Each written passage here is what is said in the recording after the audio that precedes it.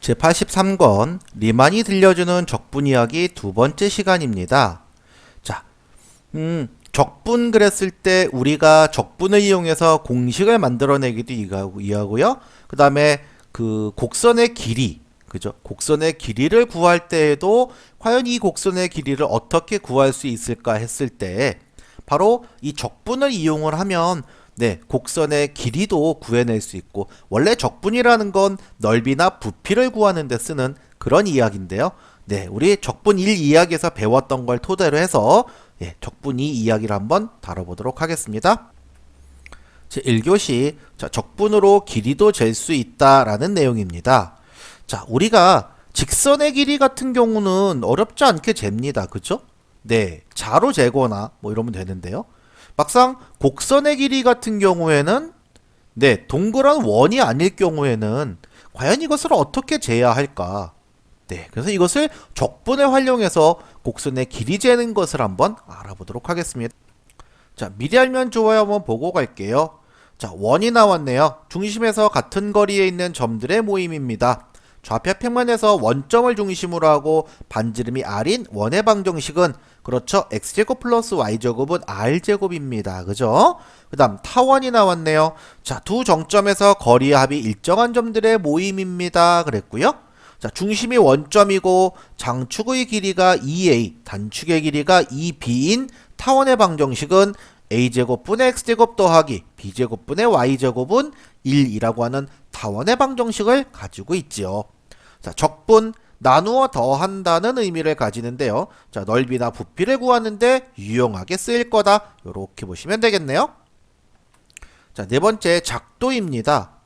자, 주로 눈금 없는 자와 눈금이 없어요. 그죠? 작도는 눈금 없는 자가 필요합니다. 컴퍼스만을 이용해서 여러 가지 도형을 그리는 것으로, 자, 자는 직선을 긋는 용도로만 사용되고 컴퍼스는 원을 그리고 선분의 길이를 옮기는 데 사용됩니다. 그랬어요.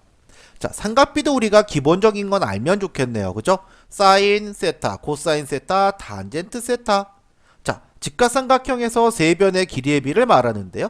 자, 이 각을 세타를 했을 때 다음 그림에서 사인 세타는 a분의 b, 코사인 세타는 a분의 c, 탄젠트 세타는 c분의 b입니다. 이렇게 알고 시작을 해보죠. 자, 우리가 곡선하면 제일 먼저 생각나는 게 원인데요. 자, 원의 둘레 길이가 얼마죠? 그랬을 때, 자, 몰라요. 하지만 자, 확실한 것은 원의 둘레의 길이는 내접하는 정육각형 둘레의 길이보단 크고요. 또 외접하는 정육각형 둘레의 길이보다는 작다는 사실이에요. 그랬습니다. 그래서 나는 좀 더 정확하게 원의 둘레의 길이를 알기 위해 정 128각형을 그리겠어. 그런단 말이죠. 그러면 훨씬 정확하겠다. 그런데 딱 그리면 1시간도 넘겠는 걸 그랬는데요. 그죠? 실제 이렇게 정 128각형보다도 더 세밀하게 그리게 된다면, 그렇게 계속 쪼개 나간다면 원의 둘레의 길이도 정말로 구해낼 수 있겠다라는 사실. 그죠? 이것이 적분을 이용한 거라고도 볼 수 있겠습니다. 자, 또한 우리가 원의 친구인 타원도 한번 알아보려고 합니다. 자, 우리가 타원을 보시는 일들이 거의 없기 때문에 자세히 한번 보면요. 자, 장축과 단축이 있네요. 타원에서는 긴 쪽과 짧은 쪽이 나옵니다. 원이 아니기 때문에. 그쵸? 그래서 긴 쪽을 장축이라고 하고 짧은 쪽을 단축이라고 하고요. 자, 초점이 두 개가 있습니다. 초점이 두 개가 있어요. 꼭 기억해 주시면 좋겠습니다. 그 다음 중심이 있습니다. 그래서 이 두 정점에서 이 초점까지의 거리들이 합이 똑같은 그런 친구들의 합이 바로 타원이란 말이에요.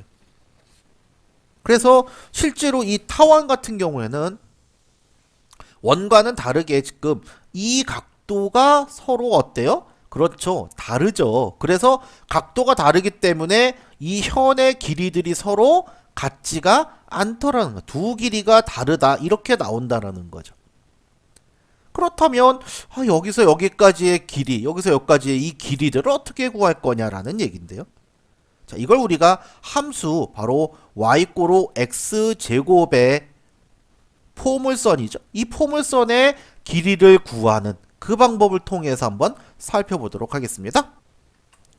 자, 우리가 y = x제곱의 그래프를 그렸는데요. 자, 1부터 5까지 이 곡선의 길이를 구하는 방법 그랬을 때, 자, 이렇게 두 조각을 내봤어요. 그죠? 1에서 3까지, 3에서 5까지. 그래서, 자, 여기에서 우리가 이 AB의 길이를 직접 한번 구해보자는 얘기입니다. 자, 이 선분 AB의 길이를 구하면, 네, 여기가 3,1인가요? 그러면 요것이 루트 3-1의 제곱에다가, 자, 이쪽은 9-1의 제곱이겠죠. 그래서 루트 68 이렇게 구할 수 있고요. 또 BC의 길이도 구할 수 있겠습니다. 그죠? BC도 마찬가지로, 자, 5-3제곱에다가, 자, 25-9제곱. 그랬을 때 루트 얼마? 260이 나오더라 이거예요. 그랬을 때 루트 68이라고 하는 친구는, 예, 제곱근표 값에 의해서 약 8.25고요. 루트 260의 값은 역시 제곱값에 의해서 약 16.12란 말이에요. 그러면 합이 얼마예요? 그렇죠. 24.37이 되겠죠. 그죠? 자, 약 24.37이 나온단 말이에요. 그죠? 이렇게 곡선의 길이를 근사값으로 구했습니다. 그럴 때 더 잘게 쪼개는 거예요. 그죠? 네. 점점점 잘게 쪼갠다 하면 우리가 훨씬 더 쉽게 알아볼 수 있겠다. 결국은 1부터 5까지 곡선의 길이도 구해낼 수 있겠다라고 보시면 되겠습니다. 그래서 우리가 포물선의 길이 또한 이런 곡선의 길이를 구할 때 일정 구간의 곡선의 길이를 구한단 말이에요. 그러면 자, 한 칸의 이 간격을 우리가 알 수 있을 거란 말이죠. 그죠? 그 한 칸의 간격은 B에서 A를 빼겠죠? 그죠? 네, 한 칸의 간격은, 자, B에서 A를 빼고 그거를 몇 등분 했느냐에 따르겠죠. 그러니까 n분의 B-A만큼인 거죠. 또 그러면 두 번째는 이것이 A에서 그거만큼 간 걸 테니까, 그죠?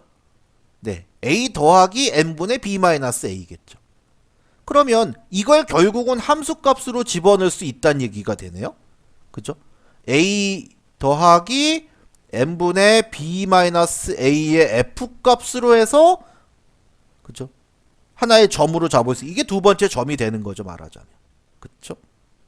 이렇게 계속 무한히 자른다면 처음엔 n개로 쪼갔을 때 한 칸이 이만큼이지만 2n개로 쪼갰을 때 한 칸은 또 요만큼, 또 3n개, 4n개 계속 들어준다면 실제로 이 곡선의 길이도 구할 수 있더라. 요렇게 정리할 수 있고요. 이거 물론 알려면 부정적분이나 정적분 같은 것을 조금 더 알아야 되겠죠. 그건 우리가 다음 시간에 하나하나 한번 살펴본다면 결국 우리는 이 곡선의 길이를 구해낼 수 있겠다. 요렇게 보시면 되겠습니다. 자, 첫 번째 수업 정리해 보겠습니다. 원의 둘레 길이를 구할 때에도 적분을 이용할 수 있습니다. 원에 내접하거나 외접하는 정다각형 둘레의 길이는 원의 둘레보다 작거나 큽니다. 하지만 정다각형 변의 개수를, 그렇죠, 점점 늘린다면 결국 원의 둘레와 같아집니다. 원의 둘레처럼 곡선을 이루어진 도형일지라도 잘게 쪼개서 모은다면 그 길이도 구할 수 있습니다. 라고 나왔고, 두 번째, 자, 함수의 식으로 나타내어진 y = fx의 그래프에서도 적당한 부분의 길이를 구할 수 있습니다. 자, 구하고자 하는 부분의 x축을 잘게 등분하고 등분한 x값들의 x축의 수직으로 그은 선분이 y = fx와 만나는 점들을 잡아서 이웃하는 두 점 사이의 거리를 구하는 그 공식을 해서 더하면 곡선 길이에 뭘 구할 수 있어요? 근사값을 구할 수 있고요. 이 간격을 점점 좁게 만들수록 곡선의 길이에 가까워지게 되고 결국 곡선의 길이를 구할 수 있게 된다. 이렇게 보시면 되겠습니다.